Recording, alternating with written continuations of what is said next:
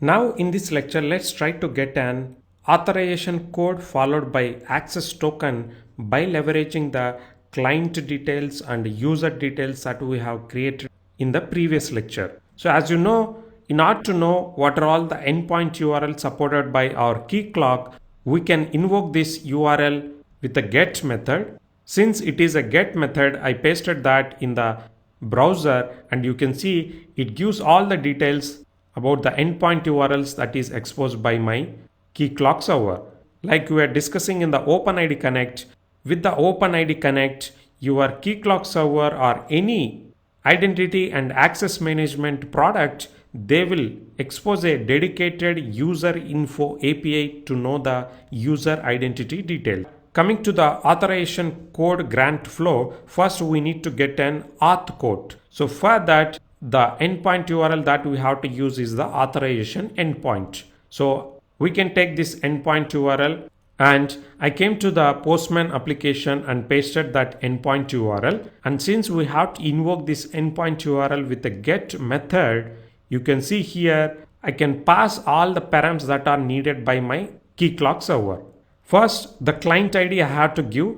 During the first step, you don't have to share the client secret. You just have to give the client ID. The client ID can be identified by going to the clients and clicking Easy UI clients. So this is the client ID. So just pass that client ID. And response type, we have to tell that I'm expecting an authorization code. So we need to mention a param response type is equal to code and scope is OpenID. And redirect URI should match with what we configured, which is localhost 8081 sample. Post that, we can mention the state param also. So this is just like a CSRF token to avoid CSRF security issues. So you can give any random generated value here, but this is completely optional. Even if you don't give this also, it will work. But for now, I'm just giving a random value around it. So once you populated all this under params, your get URL will become like this, where all your params are appended. Like you can see client ID, response type is equal to code, scope is equal to OpenID, redirect URL. So now I cannot really invoke this URL with a Postman. The reason is as soon as I invoke this URL, I'll get a login page and I can't log in through Postman. So for that reason, I'll take this endpoint URL which I built with the help of Postman. And since this URL accept get method, I can go and paste it in the browser. As soon as I pasted and I click enter, you can see I got a login page which inbuilt provided by my KeyCloak server. So here I have to give the user details that I have created. The user that I created is accounts and the password is 12345.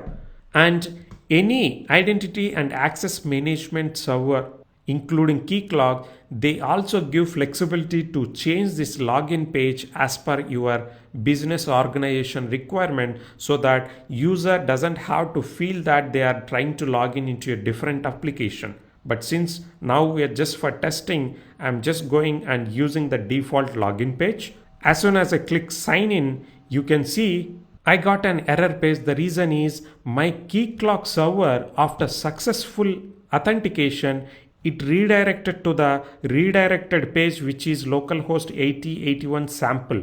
And here it is passing the same state value that I passed to confirm there is no CSRF token issue.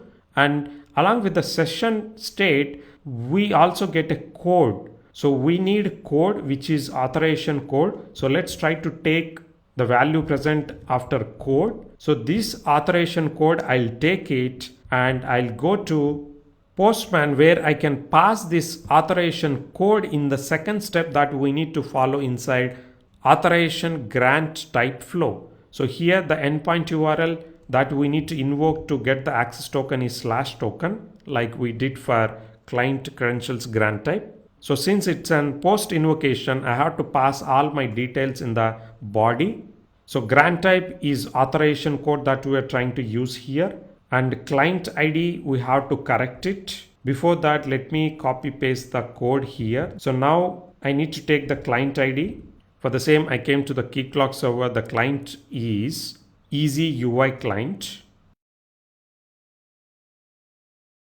And the client secret can be identified under the credentials tab. So I'm just taking that and pasting under the client secret, and code we already populated, and redirect URI we already mentioned. It is the correct one only, like localhost 8081 sample. Scope is OpenID. So with this, if I try to invoke, I should get an successful response, but I'm getting an invalid code. The reason is my code might have expired. So let me try to get the code again by invoking the same URL through browser. So I'm just copy pasting and invoking. So since I already previously logged in, this time it's not asking me to log in again. So I'm just taking the code here. I'll paste the code here properly this time. I should get a proper response.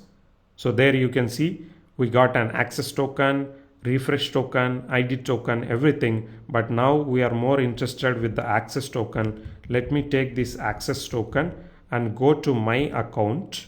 Under authorization, I should give this access token after bearer space. So with this, if I try to invoke, I should get a proper response, and I got it, which is 200. Okay. So this way we can consider authorization code grant type in order to get a authorization code initially. Post that, using authorization code, we can get an access token second time by passing client ID, client secret to the KeyCloak server.